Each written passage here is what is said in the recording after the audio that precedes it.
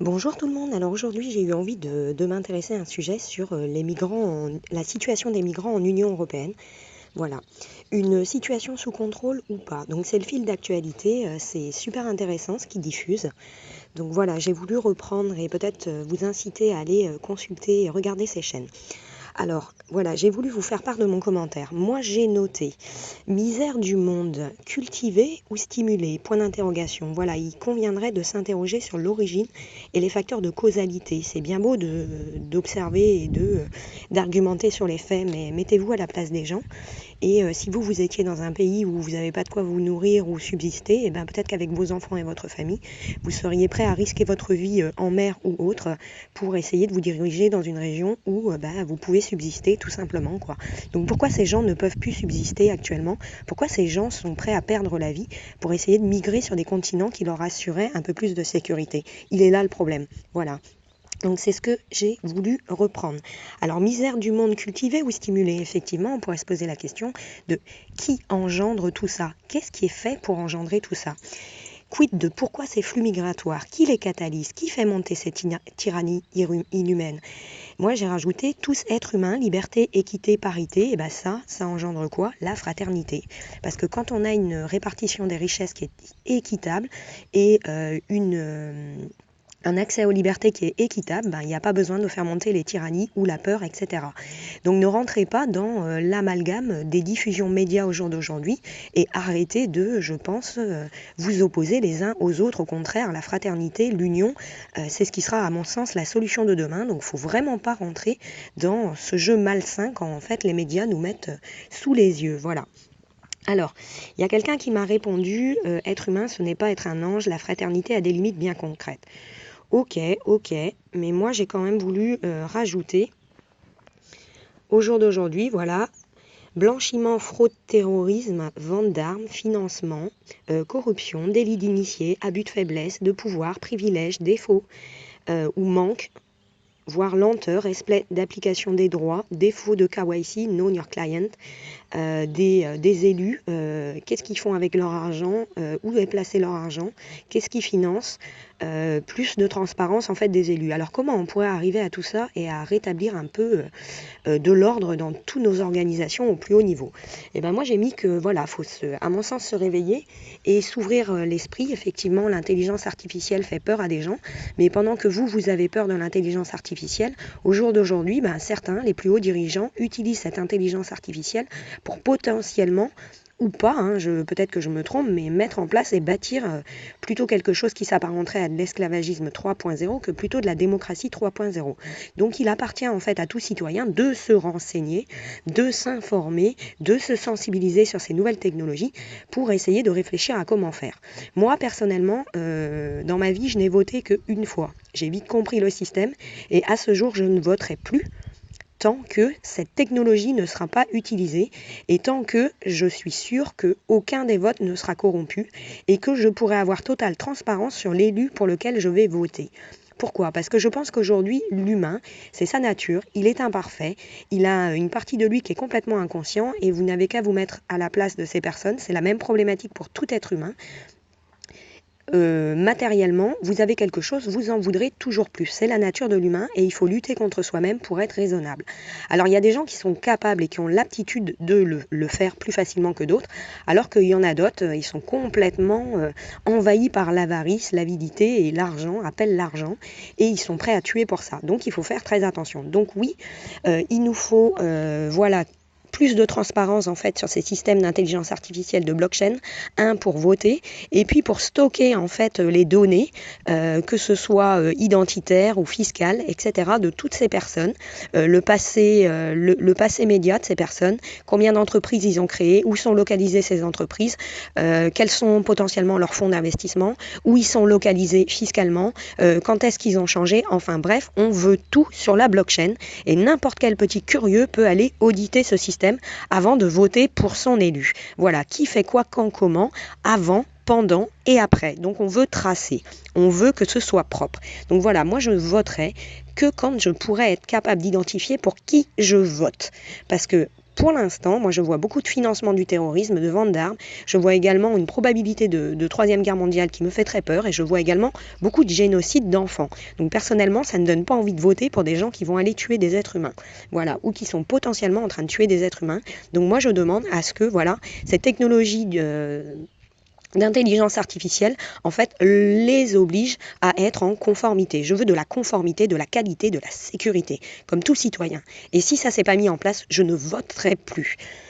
Donc aujourd'hui, en fait, tous ces grands dirigeants, ces élus, ces gouvernements, ces autorités de contrôle sont en train de réfléchir à comment utiliser ces intelligences artificielles pour les orienter vers la traçabilité du citoyen. Moi, je dis que dans l'urgence et la gestion des risques actuellement, en risque de niveau 4, le risque majeur, les risques irréversibles, c'est 1, les génocides qui sont faits par toutes ces guerres. 2, ce sont les suicides également mis en place par la finance, parce qu'aujourd'hui, on voit beaucoup de gens endettés, on voit le cas de la Grèce et on a un effet domino qui se répercute. Donc bref, on a une sélection de l'être humain qui est contre-naturelle par l'argent, parce que sans argent, vous ne pouvez rien faire. Et dans les pays développés, en fait, sans argent, si un chaos ou un effondrement arriverait, ce serait terrible. On pourrait imaginer que Paris soit assiégé en moins d'une semaine et que, voilà, ce soit une catastrophe, en fait, hein. Donc il faut anticiper pour tout ça. Et pour anticiper tout ça, à mon sens, c'est de la responsabilité de nos dirigeants. Mais on voit bien qu'il y a un défaut de prise de responsabilité et d'anticipation de la gestion des risques proactifs. Donc à mon sens, c'est aux citoyens de l'opérer et d'exiger de le mettre en place. Donc voilà pourquoi je vous dis qu'aujourd'hui, à ce jour, il existe de nombreuses technologies, intelligence artificielle et blockchain, qui nous permettraient de tracer, d'identifier les personnes, les flux financiers potentiellement, qui fait quoi, quand, comment et pourquoi. Voilà, pour quel usage. Et qui nous permettraient de trier et d'automatiser ainsi le droit pour le rendre plus proactif, plus propre, plus équitable. Et plus paritaire, gratuit réellement. Pourquoi? Parce que dans ces nouvelles technologies blockchain, en fait, c'est un grand cahier qui est ouvert dans lequel on peut tout stocker et dans lequel, en fait, on peut rajouter des sortes de smart contracts. Alors, c'est peut-être un peu compliqué, mais pour faire simple, on peut stocker, en fait, indirectement, par exemple, la Déclaration universelle des droits de l'homme. On peut y rajouter les codes du travail, le code de la santé, etc., etc. Donc, tous les codes. Aujourd'hui, dans tous nos droits, en fait, on a un jeu qui s'organise en Tetris. Ces Tetris, en fait, c'est des petits vides juridiques, en fait, qui sont utilisés par nos tiers de confiance pour, à mon avis, en fait, stimuler le blanchiment, la corruption et l'exode fiscal. Donc en fait, grâce à ces outils de base dans lesquels on va stocker, les blockchains, on pourrait y associer des outils d'intelligence artificielle, ce serait très facile à faire, qui nous permettrait en fait de faire un tri, intercroiser les données pour voir les données dans le droit, celles qui sont vides, dans un premier temps, puis identifier celles qui sont de non-sens, par exemple les abus de privilèges, de droits, les hauts dirigeants qui actuellement, par exemple, ne payent pas d'impôt fiscal également. C'est une aberration. Il faut bien aller, pour répartir les richesses, prendre là où est l'argent, en fait. Donc c'est une aberration, c'est contre-sens, contre-logique et contre-mathématique. Donc ça, il convient d'utiliser l'intelligence artificielle pour substituer l'intelligence humaine et puis pour justement ramener un peu plus de rationalité. Donc voilà comment on pourrait opérer. Par exemple, moi je vous fais un exemple simple. Votre employeur, en fait, vous êtes en CDI et je ne sais pas si vous ça vous est arrivé, mais moi ça m'est arrivé 2 fois. Et en fait, vous vous retrouvez du jour au lendemain, peut-être par trop de rigueur d'ailleurs, hein, parce que les gens avec trop de rigueur dans les structures, on les aime pas. Mais bref, vous retrouvez du jour au lendemain, en fait, mis à la porte indirectement et vous avez beau revenir, en fait, soit voilà, on n'utilise peut-être pas la violence, mais indirectement, en fait, on vous soustrait votre matériel informatique pour vous obliger à arrêter de travailler et vous dégager de la structure. Donc le problème de prendre un avocat, c'est qu'en fait ça va durer énormément d'années et pendant ce temps-là, en plus, vous pouvez même pas bénéficier de vos droits, rien, donc vous êtes complètement bloqué. Donc il n'y a pas de liberté d'expression, il n'y a pas de liberté d'application du droit. Comment on pourrait faire avec ces nouvelles technologies? Dans ces nouvelles technologies, on pourrait mettre le code du travail, vous pourriez intégrer dans les smart contracts également votre contrat de travail, etc., etc. Et avec des objets connectés, vous pourriez y connecter par exemple votre smartphone, téléphone de travail, votre PC de travail, etc., etc.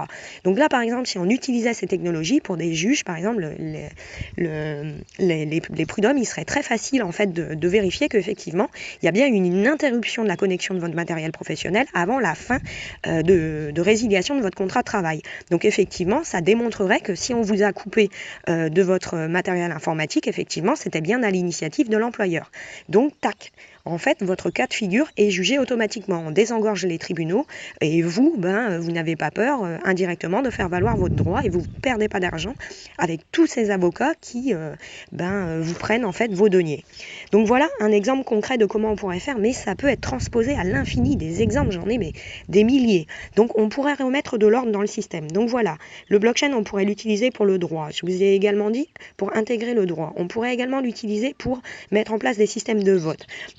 On pourrait également l'utiliser en fait pour aider les citoyens à participer dans la rédaction et la transposition de textes de loi, de codes, etc.